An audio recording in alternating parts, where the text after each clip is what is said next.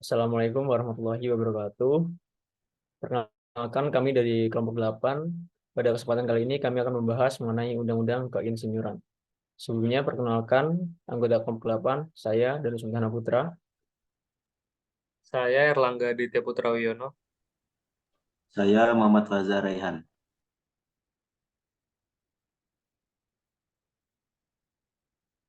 Next. Oke, sebelumnya kami ucapkan terima kasih kepada Profesor Dr. Insinyur Komariati Solihah selaku dosen pengampu mata kuliah Psikologi Industri. Next.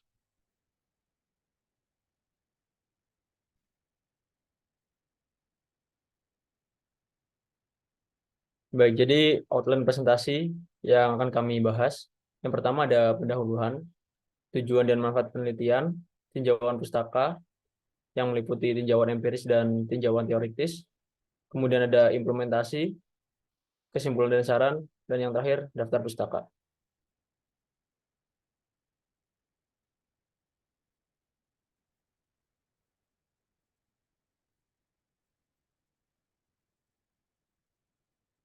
Pendahuluan.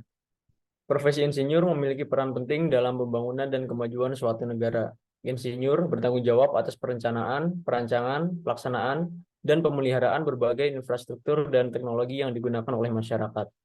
Oleh karena itu, untuk memastikan bahwa layanan insinyur berjalan dengan baik, diperlukan regulasi yang tepat dan komprehensif. Next.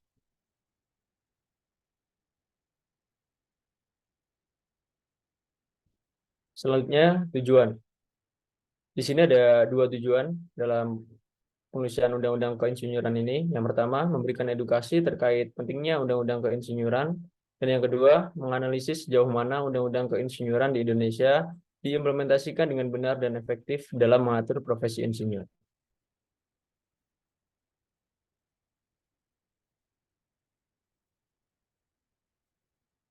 Kemudian ada manfaat. Jadi ada tiga di sini. Yang pertama, memberikan pemahaman yang lebih baik tentang peran Undang-Undang Keinsinyuran dalam mengatur profesi insinyur di Indonesia. Yang kedua, meningkatkan efektivitas regulasi profesi insinyur. Dan yang ketiga, peningkatan profesionalisme insinyur. Dan sebagai akibatnya, meningkatkan kualitas layanan teknis yang mereka tawarkan kepada masyarakat. Next.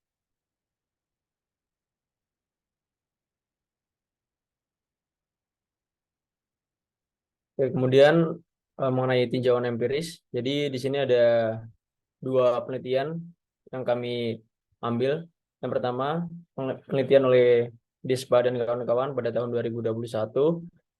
Berdasarkan penelitian, responden banyak yang belum mengetahui secara jelas tentang program profesi insinyur dan sertifikasi profesi insinyur. Pengetahuan responden tentang undang-undang keinsinyuran juga masih minim dan hanya sekedar mengetahui saja. Hal tersebut membuktikan bahwa perlu adanya sosialisasi tentang pentingnya insinyur profesional, khususnya bagi yang berpraktik di bidang keinsinyuran. Kemudian untuk penelitian yang kedua yaitu oleh Dispa juga pada tahun 2020.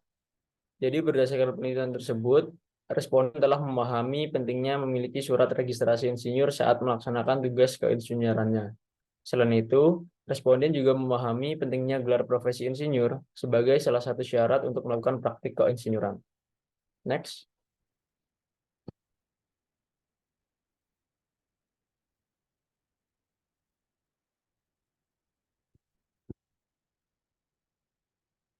Selanjutnya ada tinjauan teoritis. Yang pertama ada tenaga ahli. Ahli adalah seseorang yang berlatar belakang pendidikan tinggi dan atau memiliki kemampuan serta mendalami dan menguasai penerapan pengetahuan, ilmu, teknologi, seni, dan atau bidang-bidang tertentu. Selanjutnya insinyur. Menurut Wigno Subroto, insinyur adalah sebuah profesi yang memegang peran penting dalam proses pembangunan ekonomi, khususnya di dalam mengembangkan infrastruktur ekonomi dalam era industrialisasi maupun informasi. Kemudian yang ketiga ada lingkup pengaturan undang-undang keinsinyuran. Jadi berdasarkan Undang-Undang Nomor 11 Tahun 2014, institusi utama keinsinyuran di Indonesia terdiri atas yang pertama ada pemerintah, yang kedua Dewan Insinyur, dan yang ketiga ada Persatuan Insinyur Indonesia atau PII. Next.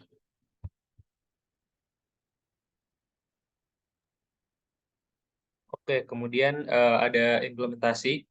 Pada tanggal 25 Februari 2014, Panitia Khusus atau Pansus DPR menyelesaikan Undang-Undang Nomor 11 Tahun 2014 mengenai profesi keinsinyuran setelah lebih dari 15 tahun upaya dari Persatuan Insinyur Indonesia atau PII. Undang-undang ini bertujuan meningkatkan kontribusi serta peran insinyur untuk menjamin kualitas dan pertanggungjawaban dalam pekerjaan teknis.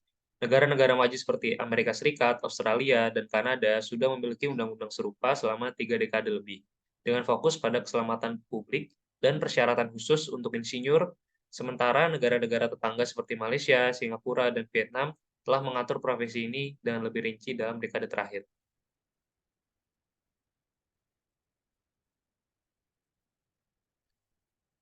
Menurut pasal 10 dan pasal 11, setiap insinyur yang ingin berpraktik di Indonesia harus memiliki surat tanda registrasi insinyur dari Persatuan Insinyur Indonesia. Untuk mendapatkannya, mereka harus memiliki sertifikasi kompetensi insinyur yang diperoleh setelah lulus uji kompetensi yang diawasi oleh lembaga sertifikasi profesi sesuai peraturan. Pasal 10 dan 11 mengharuskan insinyur mematuhi regulasi ini, melarang praktik insinyur tanpa izin dari PII, termasuk dalam infrastruktur, fasilitas publik, dan industri swasta. Pasal 50 mengatur hukuman bagi non-insinyur yang melanggar undang-undang ini, dengan sanksi pidana penjara dan denda. Pemerintah bertanggung jawab memastikan lulusan sarjana teknik menjadi kompeten dan profesional dengan persyaratan sertifikat kompetensi insinyur sebelum mendapatkan surat tanda registrasi insinyur atau STRI, sesuai dengan undang-undang ini. Baik, selanjutnya dari beberapa teori dan implementasi tadi dapat ditarik beberapa poin. Yang pertama, Undang-Undang Keinsinyuran adalah peraturan hukum yang mengatur berbagai aspek terkait dengan keinsinyuran atau rekayasa, yang melibatkan penelitian, pengembangan, perencanaan, pelaksanaan, dan pengelolaan proyek-proyek teknis. Penelitian yang dilakukan mengenai pentingnya pendidikan profesi dalam bidang pendidikan. Yang kedua, ada Undang-Undang Keinsinyuran, menguraikan peran insinyur dalam kebijakan pemerintah, pembangunan nasional, dan mendorong praktik yang baik, adil, dan kompetitif.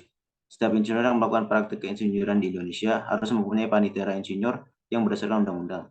Yang ketiga, Undang-Undang Keinsinyuran mengatur bahwa semua insinyur non-insinyur harus terdaftar pada panitera insinyur. Selanjutnya berikut adalah beberapa saran yang dapat diambil. Yang pertama, ada para insinyur dan profesional teknik harus memahami dengan baik undang-undang keinsinyuran yang berlaku di negara mereka. Mereka harus menginvestasikan waktu untuk mempelajari peraturan, standar, kode etik, dan persyaratan lisensi yang berlaku. Lalu profesional teknis harus terus meningkatkan pengetahuan dan keterampilan mereka melalui pendidikan dan pelatihan berkelanjutan. Hal ini dapat membantu mereka tetap relevan dengan perkembangan teknologi dan perubahan dalam regulasi keinsinyuran.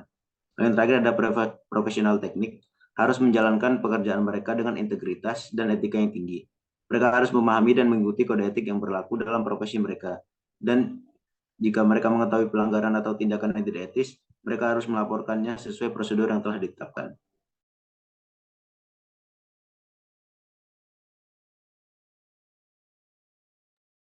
Kemudian berikut merupakan beberapa rekomendasi yang dapat diambil.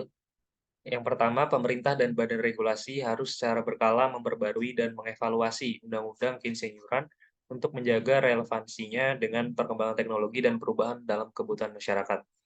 Yang kedua, peningkatan keselamatan dalam undang-undang keinsinyuran dengan menetapkan standar lebih tinggi dan mendorong penggunaan teknologi serta praktik terbaru untuk proyek-proyek teknis.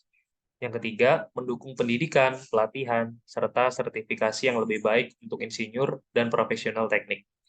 Yang keempat, mendorong inovasi dalam keinsinyuran dengan memberikan insentif kepada para profesional dan organisasi untuk berinovasi dalam proyek-proyek teknis untuk kemajuan teknologi dan efisiensi. Lalu yang terakhir, peningkatan etika profesional dengan memperkuat kode etik dalam undang-undang keinsinyuran dan mendorong pelaporan yang lebih baik terkait pelanggaran etika untuk menjaga integritas profesi teknik.